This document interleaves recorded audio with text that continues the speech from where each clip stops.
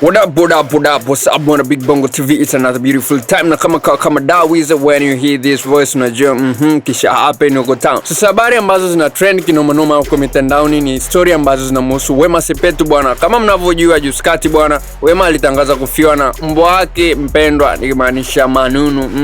Manunu bwana amekuwa na Wema Sepetu kwa zaidi ya miaka 6 na amefariki Mei 4 baada ya matatizo ya kiafya ambayo yamempelekea kufanyia upasuaji ulioshindikana. Hali ya simanzi sasa imetawala kule nyumbani kwa Wema Sepetu, ambapo video zinaonyesha mastaa mbalimbali kama Whozu, Dully Sexy, Shamsa Ford wakifika kumpa pole Malkia Wema Sepetu.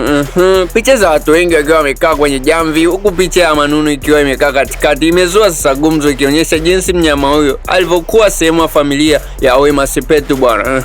Kama ilivyo kawaida ya Bongo bwana, hili tukio halijapita tu hivi bila kuzungumziwa huko. Unajua tena wa Bongo, upande mmoja wa mashabiki unampa pole Wema kwa kuondokewa na Manunu wakimfariji, au sio bwana, huku upande mwingine ukikosoa ukubwa wa msiba huo kwa kusema ni mbwa tu. Hata hivyo Wema kwake ameweka wazi bwana kwamba Manunu alikuwa ni zaidi ya mnyama, alikuwa ni rafiki wa kweli nyakati za shida na raha. Je, wewe unaona ni sawa kufanya msiba mkubwa kwa ajili ya mnyama kipenzi kama alivyofanya Wema Sepetu? Drop comment yako kupitia comment section hapo chini, lakini pia usisahau kusubscribe, like, share, turn on notification ili uzidi kupata update ya matukio mbalimbali yanayojiri every time. I'm out.